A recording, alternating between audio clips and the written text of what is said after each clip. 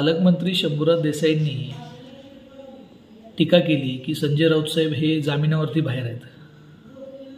संजय राऊत साहेब आमचे नेते असतील, आदरणीय पक्षप्रमुख उद्धवजी ठाकरे साहेब असतील, हे महाराष्ट्राचं राजकारण बघणारे मोठे नेते आहेत.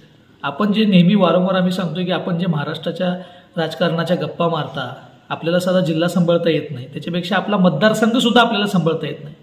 विकास कामांचे गप्पा मारणारे तुम्ही, तुमच्या तालुक्यामध्ये प्रशासनाची काय अवस्था आहे, प्रशासनाची अवस्था बघा.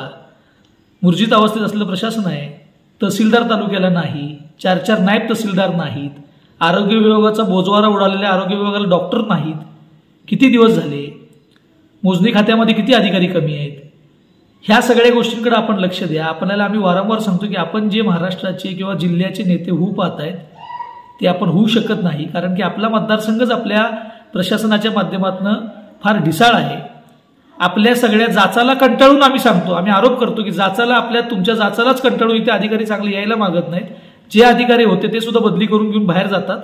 त्याच्यामुळे आपण त्याच्याकडे जास्तीत जास्त लक्ष द्यावं आणि ह्या टीका टिप्पणी आणि मोठ्या गप्पांच्या गोष्टींमध्ये पडू नये.